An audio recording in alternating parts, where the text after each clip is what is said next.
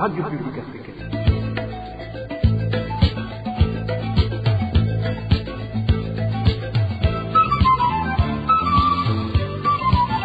Radio Publique Africaine.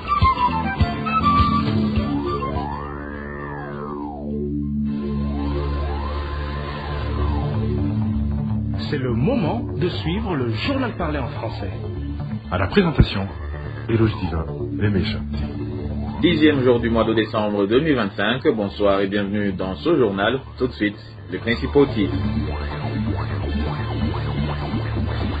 Plus de 12 camions transportant des militaires burundais ont franchi depuis ce mardi la frontière burundaise, évacuant des soldats burundais qui avaient été envoyés combattre en République démocratique du Congo. Parmi ceux qui fuient figurent également des membres du groupe armé Wazalendo. Et puis l'envoi des Imbonerakure aux frontières du pays constitue l'un des signes montrant que l'armée burundaise n'est plus jugée fiable. C'est du moins la réaction du mouvement international de la jeunesse burundaise après l'envoi de nombreux Imbonerakure sur les frontières burundo-rwandaises pour y renforcer la sécurité.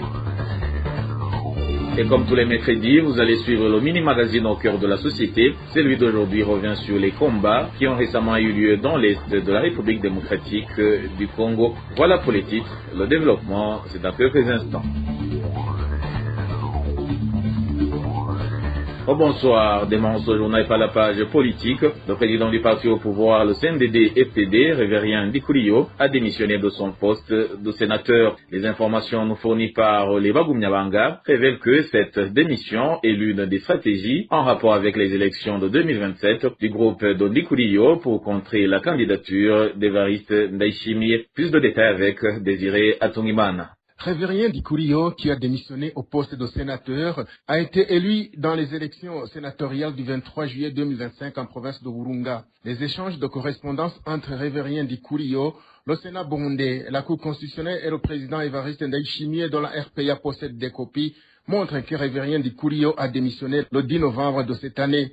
Le 1er décembre, le bureau du Sénat s'est réuni pour analyser le dossier du sénateur Révérien Ndikuliyo qui venait de démissionner et a pris acte de cette démission, et le président du Sénat, Gervais Ndirakobucha, a saisi par après la Cour constitutionnelle pour constater la vacance du siège de sénateur de l'honorable Révérien Ndikuliyo. Le 4 décembre, les membres de la Cour constitutionnelle dirigés par Valentin Bagolikunda se sont réunis et ont sorti un arrêt qui constate la vacance de siège du sénateur, l'honorable Révérien Ndikuliyo, et ordonne que cet arrêt soit notifié au requérant à la CENI et qu'il soit publié au bulletin officiel du Burundi. Le même jour, Valentin Bagolikunda, président de la Cour constitutionnelle, a transmis une correspondance au président Ndayishimiye pour lui signifier l'arrêt RCCB 465 rendu par cette Cour en matière de constat de vacance du siège de sénateur. Selon nos sources au sein des FDD, cette démission de Révérien Ndikuliyo est une stratégie prise par le groupe formé par Révérien Ndikuliyo lui-même, président du parti au pouvoir, Gelas Ndabirabe, président de l'Assemblée nationale, et Gervais Ndirakobucha, président du Sénat, pour contrer la candidature d'Evariste Ndayishimiye aux élections présidentielles de 2027. Dans notre édition de ce mardi, nous vous avions parlé de la réunion de VNC Barundi du camp de Ndayishimiye à Changuzo dans Ruvuru Park Hotel. Actuellement, chaque camp joue sa carte. Page sécurité à présent. Une femme se trouve actuellement dans un état critique dans l'un des hôpitaux de la mairie de Bujumbura après son enlèvement par des agents de service de renseignement. Selon nos sources en mairie de Bujumbura, elle a été sévèrement battue par ces agents puis abandonnée près du bâtiment de la Croix-Rouge. Le point avec Emmanuel Ndayishimiye. Colise Nandikiye, une femme employée dans une société de pompes funèbres dans la zone Rohero à Bujumbura, se trouve dans un état critique après avoir été interpellée par des agents du service national de l'enseignement, mère de deux enfants. Elle réside jusque-là dans le quartier Kinanira 1 de la zone Musaga. Selon les informations recueillies, le mardi 9 décembre, vers 20h, Colise Nandikiye a été contactée par une personne pour se rendre à proximité du stade Inouari après sa journée de travail dans la zone Rohero. À son arrivée près du stade, elle a été interceptée par des agents agents du service national de l'enseignement à bord d'une double cabine aux vitres teintées et sans plaque d'immatriculation. Les agents l'ont immédiatement amené dans leur véhicule. Toujours selon nos sources, vers minuit, les agents ont conduit Colise Nandikie près du siège de la Croix-Rouge de Bujumbura. Elle a été violemment bâtie au point de ne plus pouvoir parler. Les habitants de Bujumbura rapportent que ce n'est pas la première fois que des personnes sont interpellées de cette manière par des agents du service national de l'enseignement, certains disparaissant ou réapparaissant sous forme de corps retrouvés. La frontière burundo-congolaise au niveau de la zone Gatumba continue d'accueillir massivement des personnes fuyant les conflits en République démocratique du Congo. Parmi elles se trouvent des civils, des militaires, ainsi que des Wazalendo engagés dans les combats. Walter Pizera nous en dit plus. Depuis le matin de ce mardi, la tension était tendue sur la route nationale numéro 4 à la frontière burundo-congolaise de la zone Gatumba. L'origine de cette tension est liée au mouvement des militaires burundais des forces armées de la République démocratique du Congo, FARDC, ainsi que des Wazalendo qui se bousculaient pour entrer au Burundi à cause des combats qui se déroulent au sud Kivu en RDC depuis quelques jours et qui deviennent de plus en plus violents. Selon la population exerçant leurs activités tout près de cette frontière, ce mardi, il s'agissait principalement de militaires en fuite, très visibles sur la route. Ce n'est que ce mercredi matin que la plupart des habitants congolais ont quitté leur pays pour se réfugier au Burundi, comme l'indique cet habitant.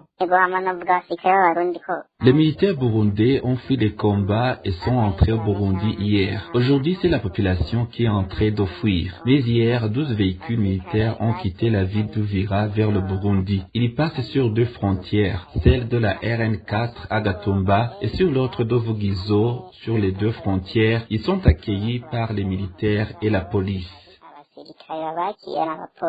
Autre constat, parmi ceux qui fuyaient ces combats, aucun n'a été autorisé à avancer directement vers les différents quartiers. Ils ont été rassemblés dans un seul lieu depuis mardi. Ce n'est que ce mercredi que certains ont été autorisés à continuer leur chemin vers l'exil. De plus, personne n'était autorisé à franchir cette frontière en direction de la RDC. Seules les personnes en provenance de la RDC étaient autorisées à traverser la frontière. Hier, quand ils entraient au Burundi, ils sont accueillis par la police et la police leur a installé à sa position. Personne n'avait le droit de continuer dans le pays. Mais aujourd'hui, certains Burundais qui ont leur identité et tous les documents nécessaires ont été libérés. Jusqu'à présent, la frontière est fermée. Seules les personnes en provenance du Congo ont le droit de traverser la frontière et ils sont bien accueillis. Mais ceux qui essaient d'entrer en RDC en provenance du Burundi ne sont pas autorisés à traverser la frontière. Jusqu'à présent, toutes les activités à la frontière de Gatumba sont paralysées. La RPA n'a pas encore pu joindre le chef de zone Gatumba pour obtenir des explications sur la suite réservée à ces réfugiés. Et la responsabilité des violations du cessez-le-feu des accords de Washington ne peut être imputée au Rwanda. C'est en substance la réaction de Kigali après que le ministre burundais des Affaires étrangères ait accusé le Rwanda de mener des attaques sur le sol burundais. Son homologue rwandais parle plutôt de bombardements de Kamanyola depuis le Burundi, ce qui a poussé plus de 1000 citoyens congolais à traverser la frontière pour se réfugier à l'ouest du Rwanda dans le camp de Nyarushishi. Et je vous le disais en titre, la jeunesse devrait être formée à la consolidation de la paix, à l'amour de la patrie et à la manière de préparer son avenir au lieu d'être envoyée dans des activités à caractère militaire. C'est ce qui a été déclaré par le mouvement international de la jeunesse du Burundi, MIJEB en sigle. Cela intervient alors que de nombreux Imbonerakure ont été envoyés sur les frontières burundo-rwandaises pour y renforcer la sécurité. Je vous propose d'écouter Daniel Ngendakumana, le porte-parole du MIJEB.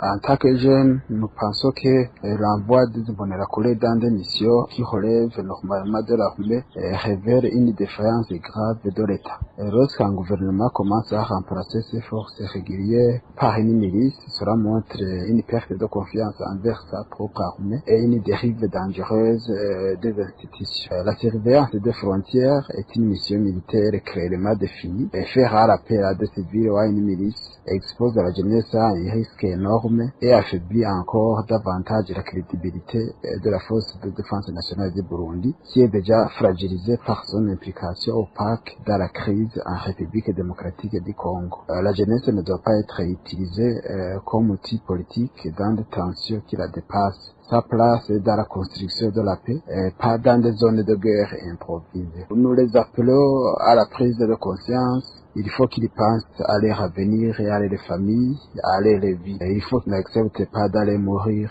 pour rien dans une guerre qui n'est pas la leur. Et quand un dirigeant du FDD qui organise ces envois, la recommandation de notre part est claire. Il faut qu'il cesse immédiatement de sacrifier la jeunesse, de manipuler des jeunes pour compenser l'échec de l'armée qui est simplement une trahison envers le Burundi. La lutte continue. Restons unis, mobilisés et déterminés à combattre et dénoncer les violences basées sur le genre sous toutes leurs formes.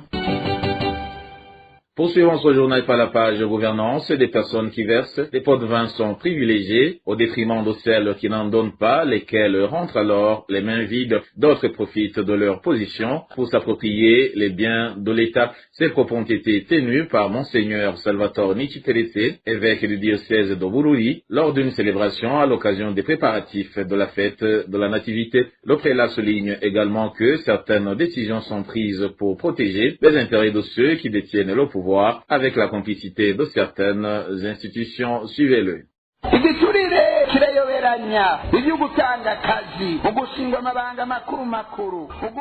La corruption force les procédures d'embauche, l'accès aux postes d'autres responsabilités, l'obtention de privilèges professionnels, les promotions ainsi que les missions à l'intérieur du pays ou à l'étranger. On rapporte que beaucoup de ceux qui bénéficient de ces avantages les obtiennent après avoir versé des pots de vin. Ce qui montre à quel point la corruption s'est enracinée dans la société, c'est qu'elle est désormais sollicitée et versée ouvertement. Elle est même organisée. Certaines personnes sont chargées de la collecter et de la remettre à ceux qui l'exigent. On ne peut pas non plus passer sous silence que ceux qui exploitent les travailleurs dans de telles pratiques les exposent à de graves difficultés.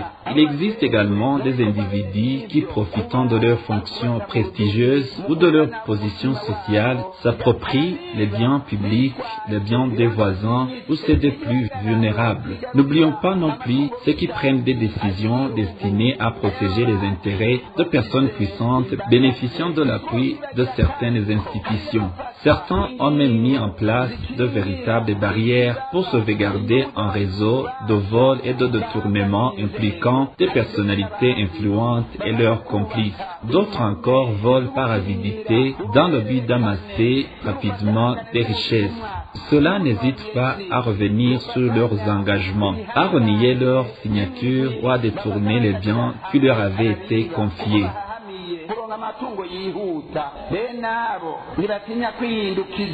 Monseigneur Salvatore Niciterese appelle les chrétiens à unir leurs forces, à créer des réseaux solidaires et à éduquer dès leur jeune âge les enfants à la vertu afin qu'ils grandissent en sachant distinguer le bien du mal. Suivez-le encore une fois.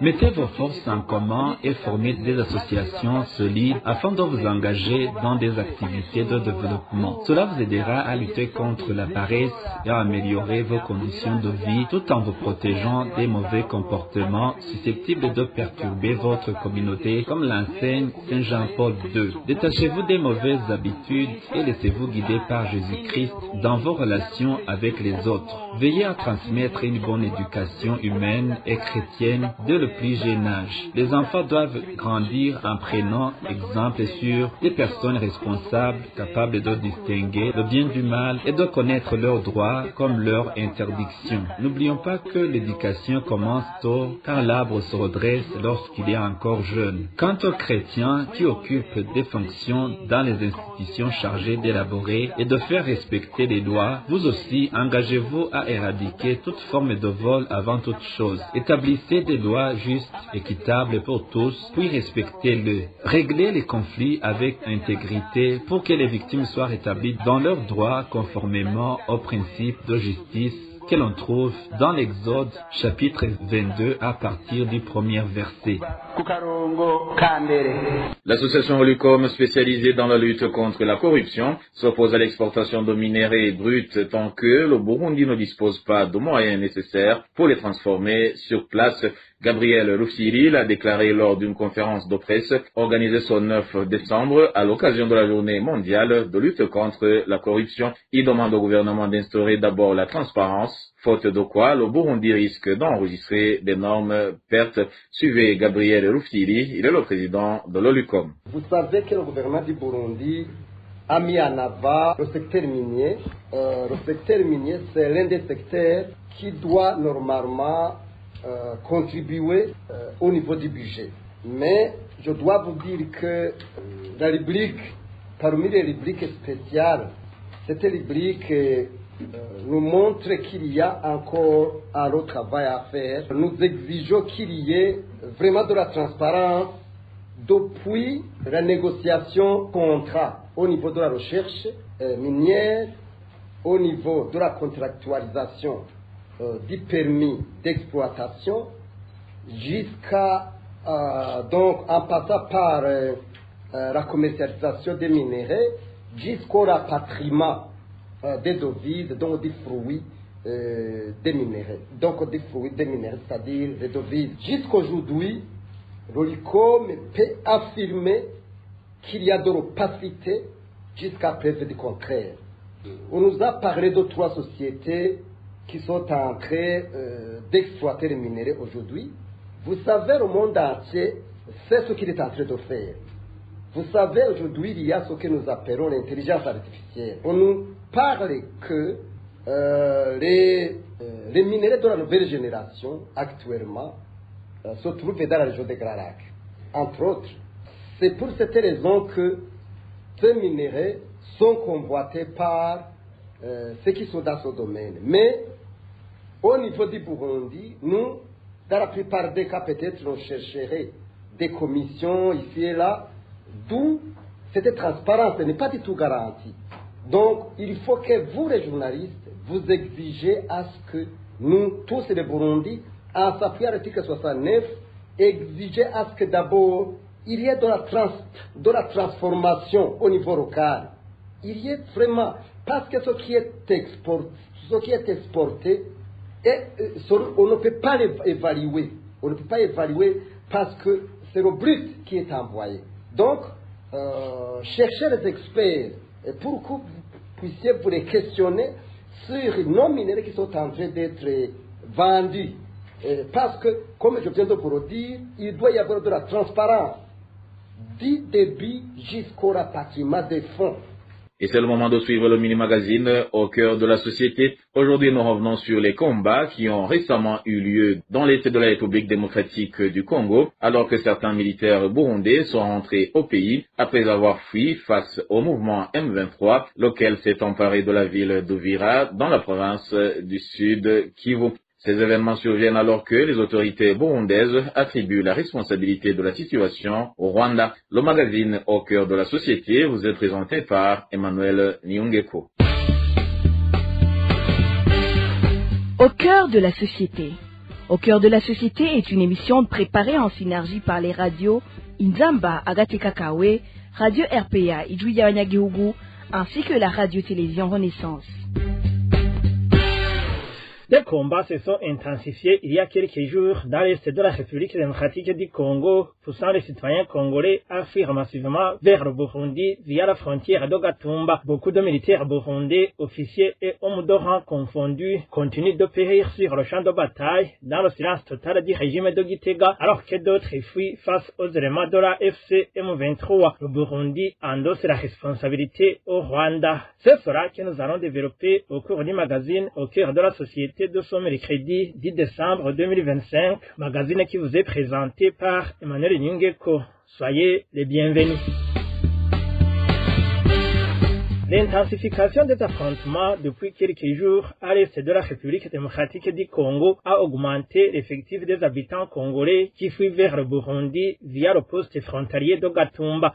Ce combat qui dure plus de 2 ans dans la province du Sud de Kivu, en République démocratique du Congo, pourrait s'étendre au Burundi si les autorités burundaises continuent de s'y impliquer. Cela intervient alors que la semaine dernière, l'armée burundaise a été accusée d'avoir tiré des obus depuis la commune de Cibitoke, province de Bujumbura, au moment où ces militaires tentaient de récupérer la zone de Kamanyola, conquise par les forces de la FC M23. Par la suite, un projectile est tombé dans la commune de Cibitoke, blessant des civils. Reportage signé Révérien Bazikamwe. Dans ces combats en cours dans le Sud Kivu, les autorités burundaises avaient envoyé près de 20 000 soldats pour aider le gouvernement congolais à combattre le mouvement AFC M23 Twirwaneho.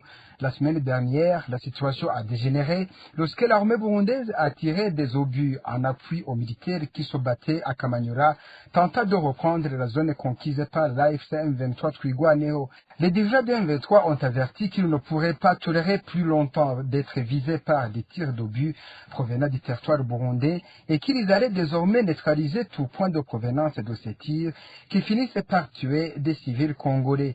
Le vendredi, un obus est tombé en territoire burundais dans la province de Cibitoke, blessant 2 personnes. C'est alors que les autorités burundaises ont commencé à publier des communiqués condamnant ces tirs et qu'ils s'abattaient sur les populations civiles.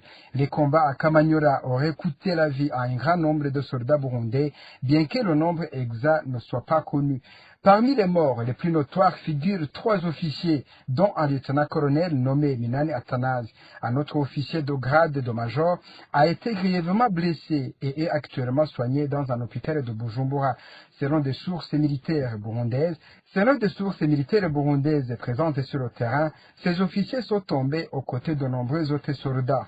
Du côté burundais, le ministre des Affaires étrangères, Edouard Bizimana, a accusé le Rwanda d'être derrière ces attaques. Quant à la FCM23 Twirwaneho, le docteur Oscar Barinda, porte-parole politique adjoint, a déclaré que non plus ne pouvait tolérer des bombardements venant du Burundi, s'étonnant de voir les autorités burundaises se lancer dans un conflit contre les voisins manipulés par le gouvernement de Kinshasa, situé à plus de 2000 km.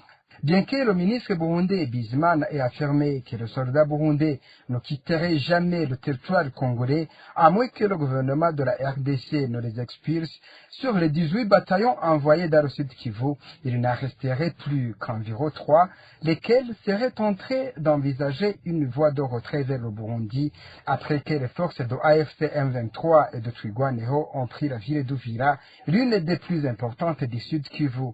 Les militaires burundais estimaient que c'est leur défaite qui a précipité ce retrait, alors que les autorités burundaises avaient récemment affirmé que si cette ville tombait, cela signifierait le début d'une guerre entre le Rwanda et le Burundi, comme l'avait déclaré le président Ndayishimiye en février de cette année. Merci à Révérien Bazikamwe. La coalition politique d'opposition CFOR Arusha condamne fermement les propos tenus par le ministre burundais des Affaires étrangères, des propos que cette coalition qualifie de honteux, estimant que les Burundais, comme la communauté internationale, connaissent la vérité sur ce qui s'est passé. Selon Jean Bosco Guigemera, vice-président de la CFOR Arusha, la défaite des forces burundaises en République démocratique du Congo était évidente car les autorités du pays refuse d'être conseillé. Il demande ainsi aux dirigeants burundais de cesser de s'engager dans des situations dangereuses et imprudentes afin d'éviter d'exposer davantage la population burundaise. L'irrationalité des autorités du pouvoir CNDD-FDD